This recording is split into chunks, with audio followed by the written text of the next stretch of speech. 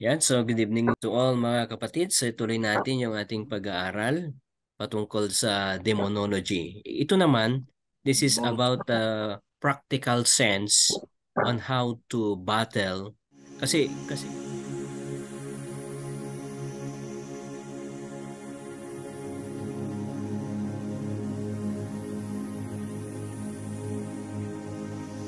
okay, so I'm gonna share to you. Nakikita nyo na ba? Nakikita nyo? Hindi pa. Hindi pa. Okay. Ay, wala pa? Hmm. Oo nga naman. Share. Share screen. Ayan, nakikita nyo? Kita nyo? Wait, etatad. Yan na. Nakita nyo? Ah. Ayan. So, this is a practical good sense. Yan. So, this is the continuation of we studied last time about the blood of Christ, the application of the blood of Christ. So, if you look at that one, the demons, evil spirits, are afraid of the blood of Christ. Diba? So, in Hebrews chapter 9, verse 12, it says, by his own blood, he entered in once into the holy place, having obtained eternal redemption for us. So let's read this one. Are you tired of losing? Do you realize that Satan and the demons are reading our mail, so to speak? So the demons also are, reading our chats, looking for our Facebook account, looking for our YouTube account, all our social media. Demons and Satan are reading and looking as they take advantage of our weakness. And are you ignorant of their devices? Yeah. So it is utter folly to think that Christians are free from the onslaughts of demon activity. We are in a battle of life and death. Now, the question now is, are you worried and depressed now? What do you think, Kap Jun? Kap na lang tawag natin para medyo bumata tayo. Ano Kap Jun? Are you worried and depressed now? Are you worried of your life now at your age right now? Sometimes, worried naman, pero nananaig naman yung pananampalataya eh. Yun lang ang lumalaban sa mga worries po natin. Have you ever tried to think that one day I'm getting old. What shall I do when I retire? Pag hindi na ako pastor sa Kandun, ano kayang gagawin ko? So have you ever think of those things? Dumating yung mga puntong ganun eh. Nag-iisip din kung ano ang dapat gawin, ganun. Inaccept ko naman na lahat tayo ay talagang tumanda eh. Tatanda rin tayo. At darating ang panahon na parang sa ministry parang hindi kanila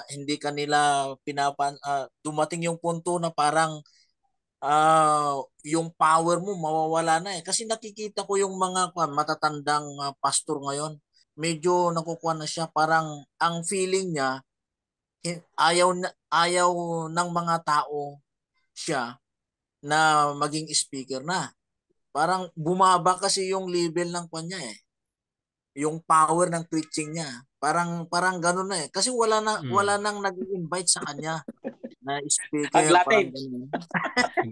Parang hindi niya ma-accept. Yan. Sa akin din, dumating din yung ganong punto na pero sabi ko, okay lang. Parang gano'n. Linalabanan din. Ayan. So God has provided relief through His word now, but you must follow the instructions set forth. Okay? So for we wrestle not against flesh and blood, but against principalities, against powers, against the rulers of the darkness of this world, against spiritual wickedness in high places. Ephesians 6:12. I think we tackled this one last time. So Paul says, we wrestle against these weak spirits. It is obviously a two-sided battle. It is equally foolish to believe that victims are helpless to do anything about it. The Christians who are victimized are ignorant of his devices. or they willfully give places to the devil. Kaya last time we studied the devices of Satan, right? The instruments of the evil spirits, right? And they that were vexed with unclean spirits, and they were healed in Luke chapter 6 verse 18. So there came also a multitude out of the cities round about unto Jerusalem, bringing sick folks and them which were vexed with unclean spirits, and they were healed everyone, in Acts chapter 5 verse 16. So yung the Greek word for vex, yung vex, di ba na pag-usapan natin, yung attacks of the devil. Number one is yung vexation, di ba? Yung word na vex in this passage is okleo in the original words, which means to mob,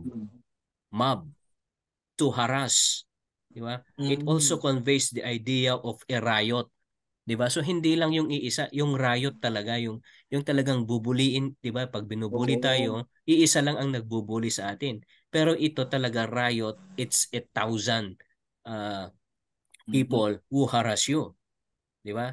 And this is now the picture, sabi nga, this is now the picture of vexation, right? So the idea of a riot, what a picture this is, gives a viciousness of the attacks of demons. So when they put on a campaign of harassment against you, it is with a rioting, a mob spirit. So when they attack you, it's not only one, di ba? So, but a multitude. Do you still remember the story of the yung tao doon sa sementeryo, di ba? Lahat sila sabi niya is legions. Alam niyo ba yung legions?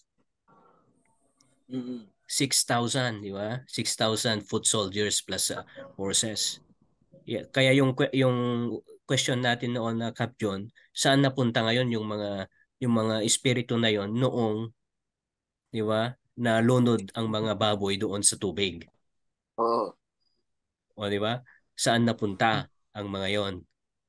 Ayan. So they are rioting, mob spirit. It is not a little isolated case of opposition. They move in like a flood. Okay? So if there is opposition in the church, if example that is a vexation from the evil spirit to stop the work of God, it's not only one opposition, but it is a mob. It's like a flood. It is a crowd, multitude of oppositions. Yon yung evil spirits. And these weak demons will relentlessly pursue a prospective victim. And as a result, many times there are broken hearts, broken homes, broken bodies. And they live a path of physical, moral, and spiritual destruction in their hellish wake. They will do anything to get people to believe the lie, God is not good, or that God is dead. Yan. So remember this one. According to psychologists, if a lie is being heard by your children 100 times, that will become now the truth. Okay? So in the church, if the members are hearing the same thing, even though that's a lie, that will become now a truth.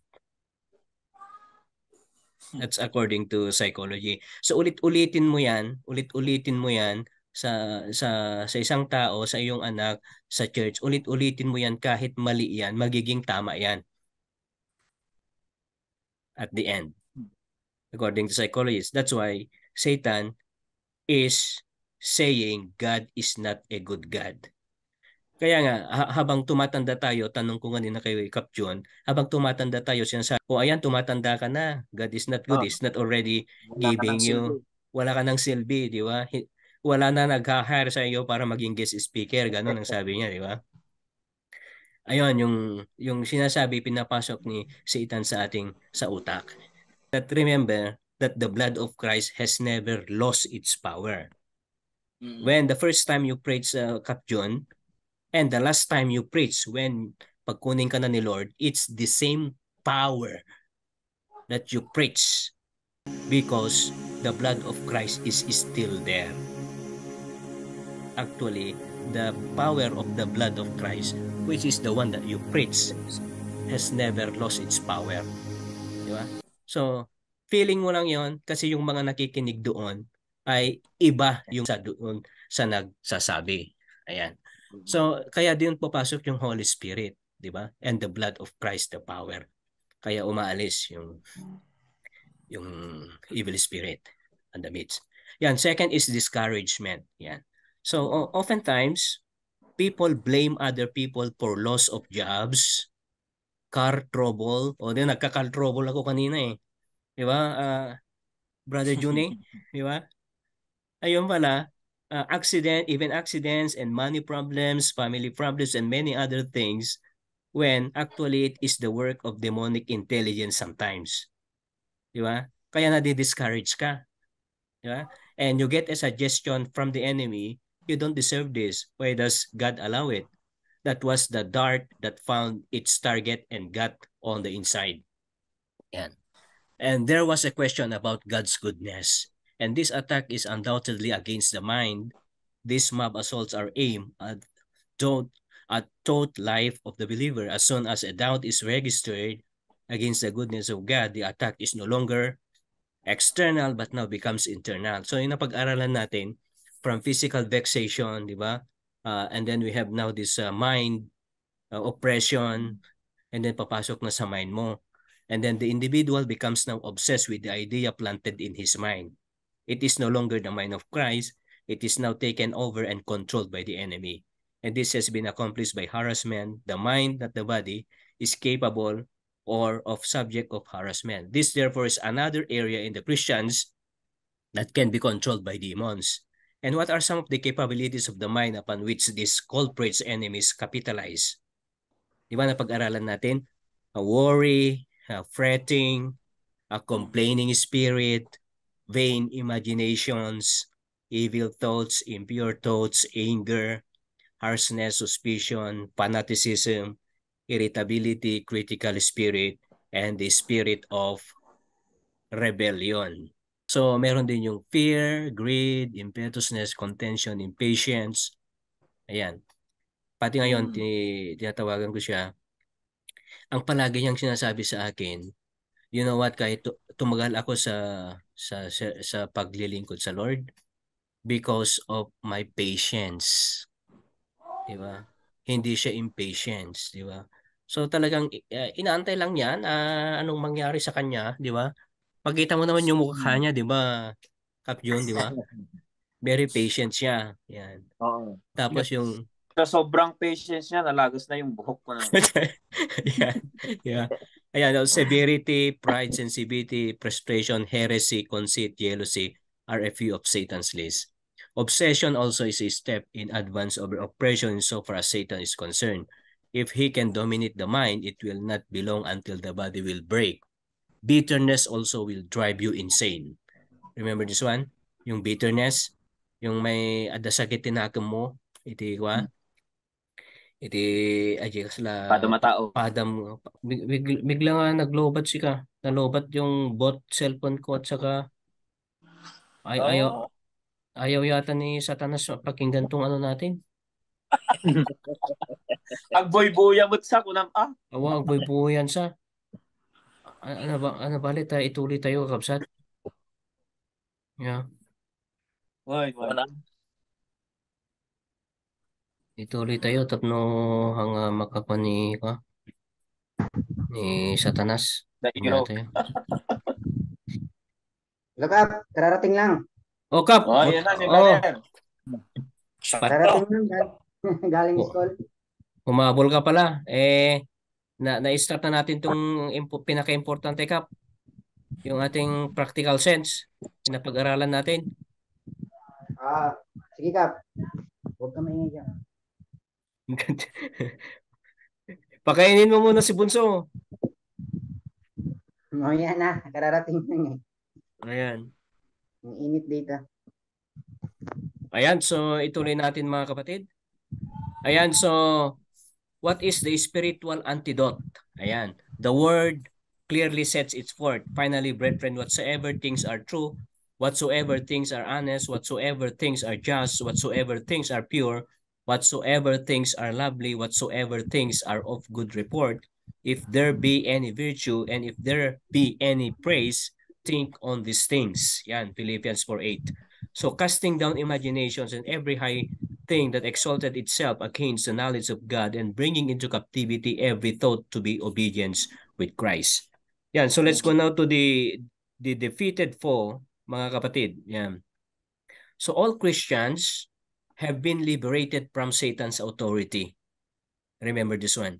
So it is not necessary for anyone to continue to wander in the wilderness where the flesh, an enemy within, rules.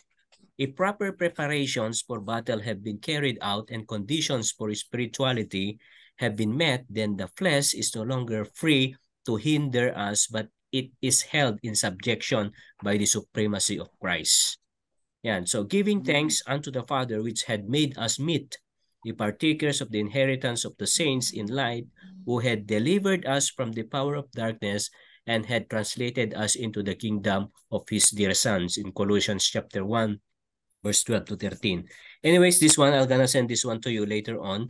I don't know if you can read it, right? So in 1 John 4:4, ito yung isa sa pinaka-importante. 1 John 4:4 sabi niya, you are of God, little children, and have overcome them, because greater is he that is in you than he that is in the world.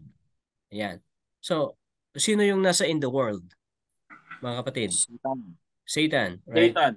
And sabi niya rito, greater is he that is in you, that is in the world. So when a strong man armed keep his place, his home, we studied this one last time, I think. If the father is strong, his goods are in peace, his family are in peace. But when a stronger than he, Christ, shall come upon him and overcome him, he take from him all his armor, wherein he trusted and divided his spoils. Diba yung story about the Luke chapter 11 verse 21 to 22 na pag-aralan natin? And in 1 John 3:8, sinong gustong bumasa niyan, mga kapatid? 1 John 3:8, nababasa niyo ba? He that commit sin is of the devil, for the devil sinned from the beginning. For this purpose the Son of God was manifested, that he might destroy the works of the devil. Ayan. So the works of the devil is manifested by the work of the Son of God. Yan. So that is the defeated foe, right? What is our part? Our part is God has done his part. Diba? Christ has done his part, and the Lord Jesus Christ has done his part too. And then the Holy Spirit is faithfully continuing doing his part. It is important to find out that the word teaches about the believer's responsibility in this warfare, right? So our responsibility as Christians in this warfare, and the equipments, I think we studied this one last time. In Ephesians chapter 6 verse 13, it says, wherefore take unto you the whole armor of God, that ye may be able to withstand in the evil day, and having done all to stand. Diba? So do not miss a single piece of armor. The Lord says, take the whole armor, not just one. Diba? Breastplate of helmet of salvation, diba kasi diba? If you remember, si Cap Jun noon, saka si Cap Benji, they went to Namwak yata noon, and then they were met an accident along the road, nagmotor sila. And then talagang sumambulat sila, nabangga sila. Buti na lang, Pastor John, kung wala ang iyong helmet ay wala na sana sumalangit nawa sana. Yan. So natutunan ko yun na ano sa utak ko na very important yung helmet, di ba? Yung head. Di ba?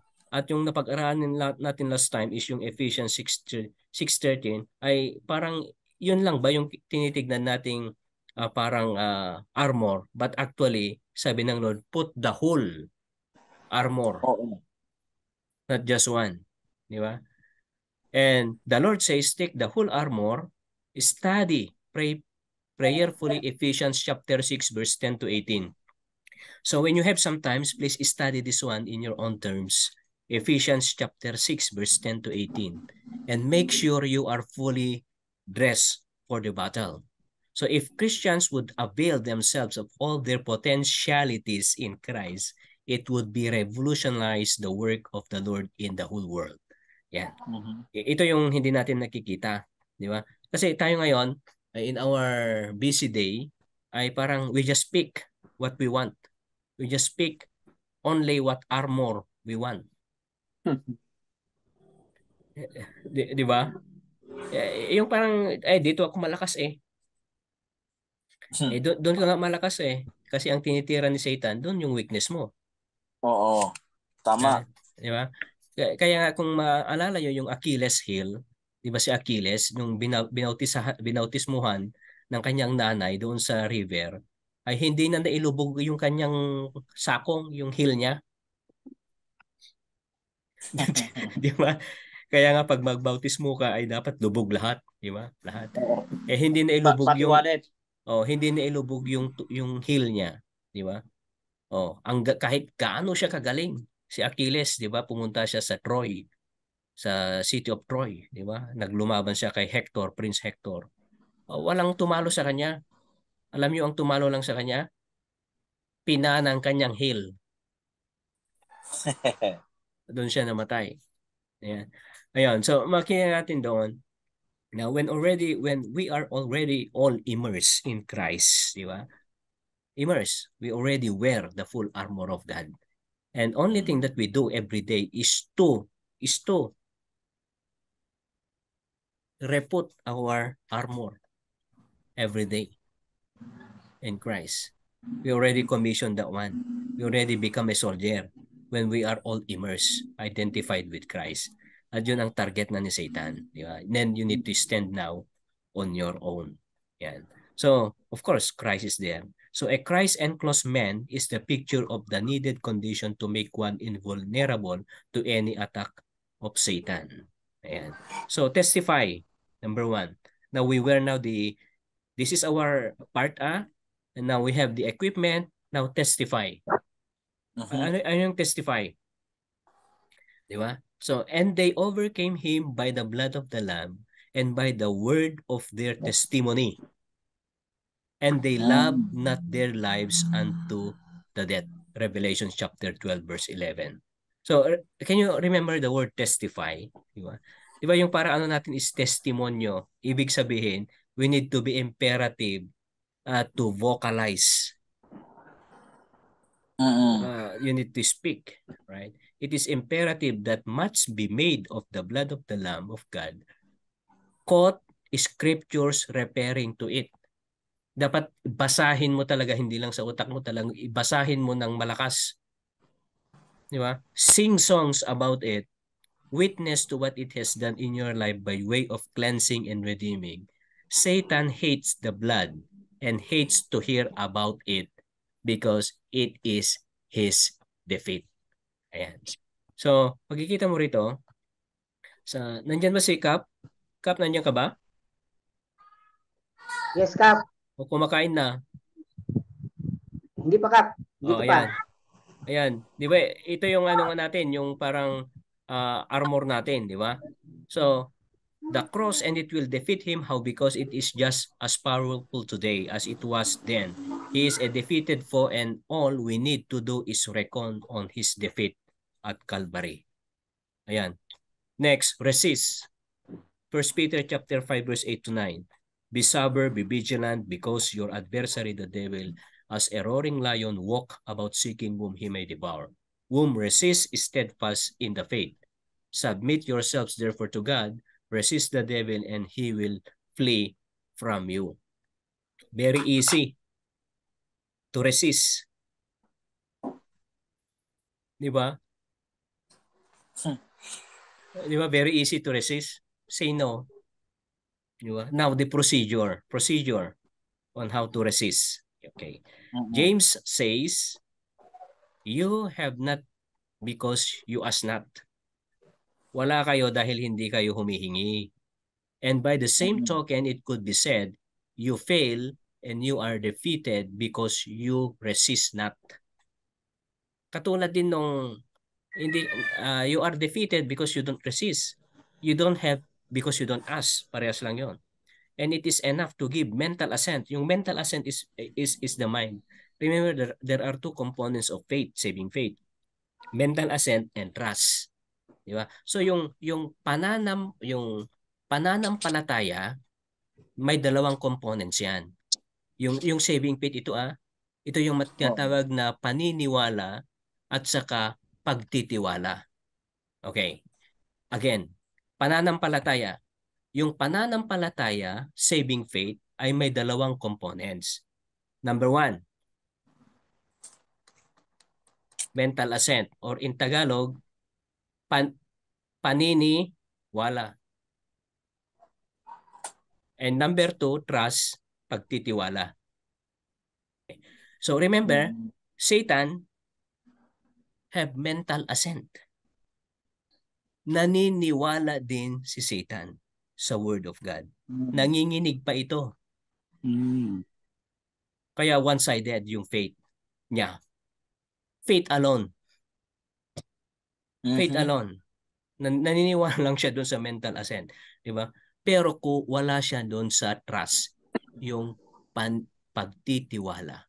Yung pagtitiwala is person in the blood of Christ. Yan. So yun, yung tandaan natin, yung saving faith.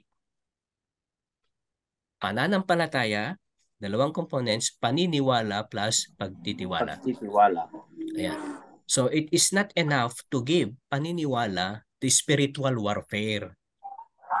Okay. So it is not enough to give mental assent to spiritual warfare because Satan believed in the Word of God, but nanginginig pa eh. Kaso lang, wala siyang trust. Kaya half yung kanyang faith. Yan. Soldiers with an Brad, okay, sige. So Brad, mas matimbang yung pagtitiwala kaysa yung paniniwala. Hindi naman. Dapat dalawa. Components nga eh. Yung pananampalataya, yung faith talaga ay dapat meron kang paniniwala plus pagtitiwala. Yan. Naniniwala ka sa Lord pero kailangan mo pa rin ng backup ng paniniwala dahil nga sa Word of God. Why we believe the Word of God? Bakit tayo naniniwala sa salita ng Lord? Wala naman tayo noon doon. Oo. Bakit tayo naniniwala na ni Lapu-Lapu ay pinatay ni Magellan? Wala naman tayo doon sa Mactan. Oo. Diba? Yeah. So naniniwala tayo na dumating ang Lord, sinulat niya ang Word of God, 'di ba? Dahil nakasulat, 'di ba? Oo. So 'yon, yung knowledge, mental assent. Pero hindi lang 'yon. Kailangan din ng trust sa ating Panginoon, lalo na sa blood of Christ. Ayan. So, remember this, soldiers with an academic understanding of war will never win battles unless they fight. Okay? So, ang mga sundalo, 'di ba? At mga general, 'di ba? They don't win the battles if they will not go to the battlefield.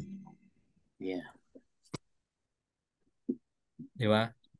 So ang mga Kristiyano, mapapatunayan mo lang na tunay na mga Kristiyano yan kung yan ay they go to the battlefield. Kung ang mga Kristiyanong katulad natin, mga leaders, ay nakaka-encounter ng conflict sa church, discouragement sa church, problema sa pamilya, problema sa iglesia, yun yung tunay na fight. Wow. Di ba? Na hindi mo maisip na mangyari ito. Na si pastor merong babae, di ba? Si pastor bakla, si pastor ninakaw lahat ang kaban ng kapilya, parang ganoon. So, 'yon ay mental assent lang 'yon, di ba? Pero pag pumunta ka na doon sa talagang digmaan, when you are already there, Di ba? Di ba, ano ba naman yan? Ang pastor nila, bakla, ang pastor nila, mayroon siyang mga kinakasama, ganyan. Di ba? Parang okay lang, napapakinggan mo. Mm. Eh kung nandun ka mismo, magkaiba yon. Magkaiba. So soldiers with academic understanding of war will never win wars unless they fight. Mhm. You will never win fight unless you go to that situation. Okay? So God wants practical soldiers who will fight the good fight of faith. And He wants doers of the word and not hearers only. Kaya nga kung natin First Peter, di ba? You should be doers of the word and not hearers only. Hindi lang yung pinapakinggan mo lang yung salita ng Lord. You need to do it in the actual battle. Katulad kanina nakapakinig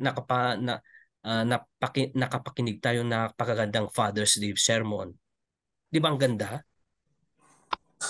Pero ang actual battle doon is when you apply it, when you do it, the word of God. That is the actual fight. Di ba? Yun yung actual fight. You will never win life in the church unless you do it. You apply the word of God, what you hear. Wow. Kahit napakapangit, wala namang pangit na sermon. O kahit napaka-boring ang sermon, if you apply it to your life, you are fighting a good fight. Oo. Di ba? Kaya kasi yung fight is not on the other side, it's in you. On how you accept that word, on how you put it into practice. Yan. So many people are mere sponge. Alam niyo yung sponge? I learned that one from Max Ka. Ano ba yung yung sikat na Kap? Yung leadership si Maxwell ba yon? John Maxwell. John Maxwell, yung the principle of sponge. Okay? Di ba? So yung principle of sponge, yung mga alimbawa, yung mga pastor, nagpre-preach sila every Sunday. Nadra-dry yan kasi lumalabas yung lakas nila. Kaya that's after the sermon, that's the time that Satan will come and fill up the gap. Kaya tandaan mo yun na Cap John and Cap Joel. Diba? Na-experience mo yan? Nagsesermon ka ng 1 oras, 30 minutes. After that one, pagod na pagod ka. Oh. Yes, Parang naubusan ka ng lakas. Tapos nagsisermon pa ulit. Di ba? Tapos maririnig mo pa, hindi naman ayan. Yun papasok sa Satan. Di ba? Ganon din sa ating sa leaders din at sa mga members. Punta tayo sa church, di ba? Para bang nadra-dry tayo. Ubos na ubos ang ating lakas dahil sa ating mga kasama sa church na talagang sinisip-sip ang lakas mo, nalolobat ang espiritu mo. Di ba? Ayon, papasok si Satanas. Ayan. So yun yung sponge. So they absorb all attacks of the enemy with a fatalistic view that all this must be God's will for them. Yan. So itong matindi. Pag meron kang nangyari sa iyong masama sa iyong buhay, di ba? Parang sinasabi ni Satan, God's will yan. Di ba? Di ba? Therefore, they know nothing about aggressive warfare. Ayan. So yung turo yung turo nito ay para bang tayong mga Kristiyano ay nasa defense line tayo. Defensive. We are waiting for the battle for the enemy to come. Kasi sabi nga resist. Pag resist, di defensive. Nag-aantay ka na lang yan. Napapasok yung kalaban. Di ba? Pero, ang in-encourage niya is we must be aggressive. We must be the one to do the offensive. because our enemy is already a defeated foe. Para bang defeated na yung kalaban mo tapos defensive ka ba? Ano ba yan? Di ba? Dapat defeated na yung kalaban mo. Chill na. Oo, tinatawanan ka. Defeated foe na nga dapat ikaw aggressive na. You are now on the offensive side. Yan. Ito yung sabi nilang aggressive warfare. So wooden toys or candy soldiers do not disturb the enemy. Di ba meron tayong anong Kristiyano ka, di ba sabi niya? I am a CIA. Di ba secret service daw. Di ba? Gustong-gusto ni Satan yun, di ba? Secret service, pa-secret ka dyan, di ba? Yun. And then, it is only those with vigorous spiritual life and health that call his bluff, set up the standard, and put him to fight. Yan. If you do not resist the devil, things will go wrong, for you are disobeying God. Ephesians 4:27, it says, neither give place to the devil.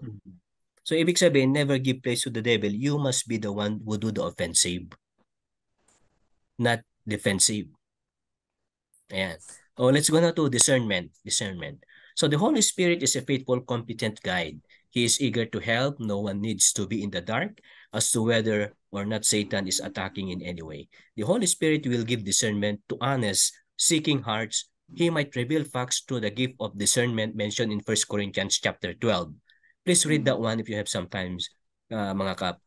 Or he might reveal to the believers trying the spirits.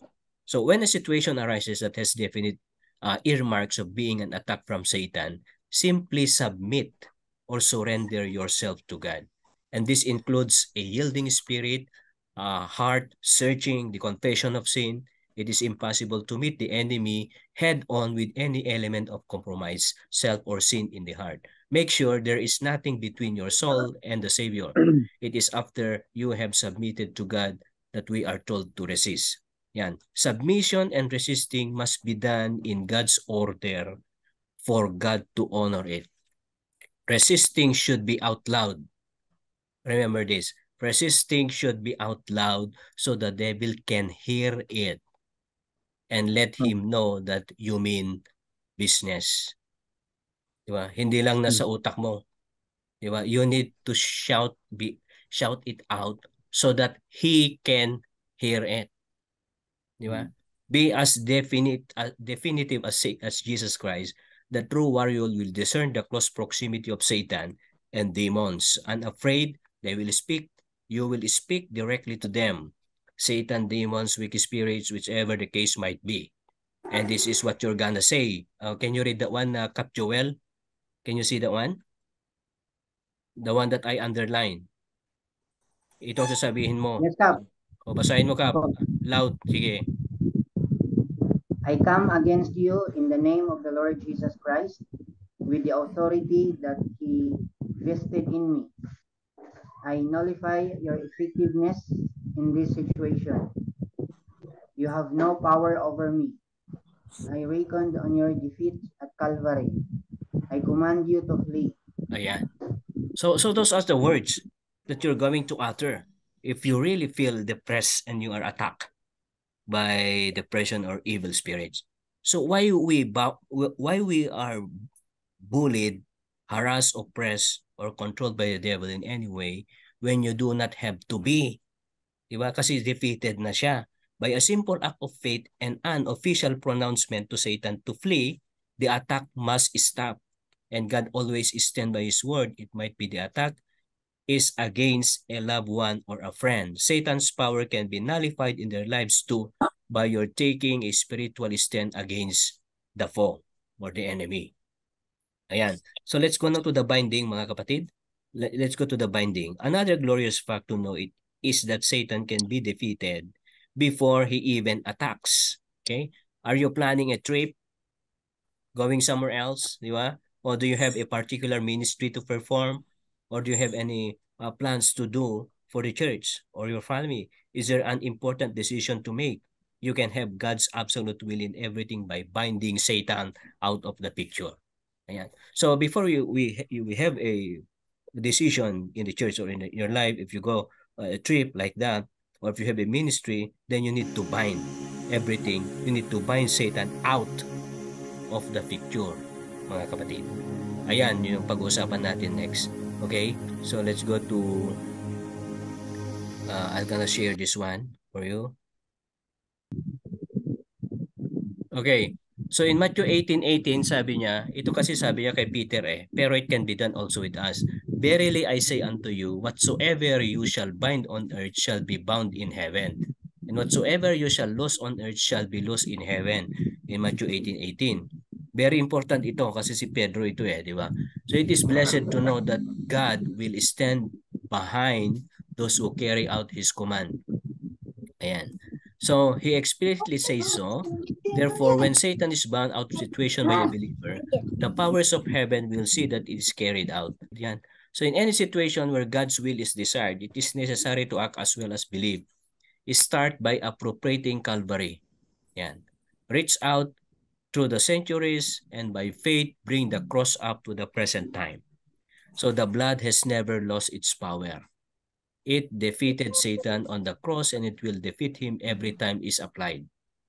By faith, take the position of the Israelites who had the blood applied to their houses. When the applied blood was seen by the angel of death, there was not any destructive work of death done in that house. So when by faith the powerful blood of the Lord Jesus Christ is applied to any situation, it is a good thing to remind Satan that in this blood-covered situation also, he is bound. Tell him forthrightly. O, sinong bumasa dyan mga kapatid? Satan, the same blood that overcame you on the cross is being applied to this situation. Okay, and then you are defeated. And then name that situation, name that problem. Okay, continue.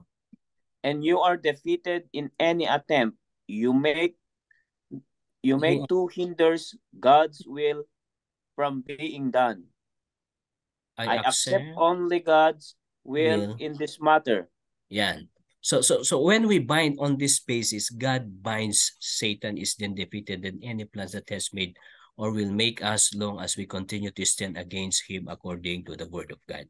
So ang parang ang tinitignan dito mga kapatid, so every time we are depressed or we are discouraged or we have any problem in the church, then you need to carry it out to tell that the blood had overcome the enemy on the cross and being applied to this situation, right? And you are defeated in any attempt to make the hinder God's will from being done. So if you look at all the problems in the church and in the family, it's all coming from the enemy. Ginagamit lang. At nagpapagamit lang tayo. Diba? Yeah. Kaya nga, kung tignan mo ito talaga, there is no perfect church, there's no perfect organization. Ang problema lang yan, nagpapagamit ka, hindi mo alam yung sinasabi. One time, nasabi mo yan sa kapwa mo leader and all of a sudden, nagsisi ka na, nasabi mo na Yeah. Yan. Kaya yon. So before we go on a meeting or whatsoever, then you need to bind now Satan on that particular situation. And the precious blood of Christ will meet our spiritual and physical needs now. Ito yung paborito ni Jojo na versikulo. Yan. Psalms 37:25. Jojo, Ilocano? Wala akong Ilocano, Brad. Sige, English na lang. Yan. I have. Sana di ko na makita. Psalm 37:25. I have been young and now I'm old, yet have I'm not seen the righteous forsaken, nor his seed begging bread, said David. Ayan. So ito yung paborito ni Jojo na bersikulo, di ba? So makikita mo diyan, mga kapatid, yung blood of Christ will meet our spiritual and physical needs now. Okay. So yung the blood of Christ does not only meet our spiritual need. It also meet our physical needs. Ayan. Kasi sa Psalms 37 nga, sabi niyo, di ba? Tumanda ako at ngayon ay ay nagubinga ket italakaya kon na. Why? Hindi pa ako nakakita ng talagang Binibigyan. Anak nalinteg ng Diyos. anak nalinteg nga tao kana siya. Nalinteg nga tao nga binaybay-an ni Apo Dios. Yep. Ken dagiti anak na agpalpalama iti makan. Kuna na. Basahin nyo ito dito, Psalms 37:25. So, is it effectivity, it is the blood of Christ. So, the blood of Christ is not only applied for spiritual things, but also for our physical things. Right? And according to Luke chapter 11, verse 21 to 22, the strong man is Satan, and the stronger than he is the omnipotent Christ. It is the resurrected life, the life which now I live by the faith of the Son of God. It enables us to operate effectively against Satan. So ito yung unang first deliverance verse natin, yung Galatians 2:20. Galatians 2:20. Diba? I have been crucified with Christ and I no longer live, but Christ lives in me. The life I live in the body, I live by faith in the Son of God who loves me. Ayan. Yan. Kaya pag nadidepress kayo, mga ganon yun yung mga deliverance verses natin. So I think last time na ibigay ko yung mga deliverance chapter and verses, di ba? Have you tried to read that one, mga kapatid? Yes. Yung mga deliverance natin. Ayan. Ang share nga ni brother kanina, Brad, si Brother John, nung binasa ni brother sino ba yung sinabi mong nagbasa ng yan nga, yung sinabi ni Brother Abrel, yung deliverance na yan. Hindi daw nakatulog eh. Iniisip niya. Ayan, so last time mga kapatid, so Jesus never fails. So it is incontrovertible. Pwede sigurong isermon mo ito, Kap, sa church one time. Ibigay ko sa ito, pati si Pastor John. Then modify it, okay? Yung napag-aralan natin kanina, di ba? Pero iaral mo yung Satan, demonology, ganyan, bago mo ito isermon. Yan. So it is incontrovertible that the fact that scriptural conditions are met, Satan will flee. When resisted, of course, he will return to resume activities. Diba? Remember, yung pinalayas doon sa tao, tapos naghanap ng iba, walang mahanapan, bumalik. At nung bumalik siya, makita niya empty, diba? Nagtawag pa siya ng kasama niya. Diba? Kaya nga, always full dapat ang spiritual life mo. Diba? And the Holy Spirit is there. That is why Paul admonishes, watching thereunto with all perseverance, he can be worn down, his efforts paralyzed and rendered inoperative by a constant vigil, walking circumvently, and a constant dependence upon the covering, shelter, and protection of the precious blood of the Lord Jesus Christ. Claim this for your very own, and you will have peace. Jesus is victor, the battle is won. We can do nothing, for all has been done. Jesus is victor, the fall from the dust never can rise again if we but trust. Ayan. So dito ko nakuha yung prayer vigil kay Sister Maricel noon na 30 days. Di ba? Kaya tignan mo ngayon si Sister Maricel, parang walang nangyari, go back to work now. Siya di ba yung aneurysm, yung pumutok yung kanyang utak. Pag sa Pilipinas na dyan, wala na, di ba? Yan. So, meron tayong ginawa noon na constant vigil, yung prayer vigil. I think 30 days yan. Every night yan. Reading the blood of Christ, di ba? Ganyan. Tapos you visit him. Yun. And then, Proverbs 28:13, he says, he that covered his sins shall not prosper, but whoever confess and forsaketh them shall have mercy. 1 John 1:7, the blood of Jesus Christ, his son, cleanses us from all sin. And in Exodus chapter 12, verse 13, when I see the blood, I will pass over you. Yan, ito yung Passover. Ayan mga kapatid, so ito yung ating lesson ngayon. Di ko alam kung nakatulong sa inyo. At i-send ko ito, Pastor, tapos pag-aralan nyo, tapos pwede nyong i-sermon one time sa church patungkol dito sa blood of Christ. Diba? Kasi kailangan, hindi ito na di ba, Kap? Hindi ito napapag-aralan sa church kasi puro tayo mga lang. Hindi natin alam na ayan, naghihiwalay na, nadidivide.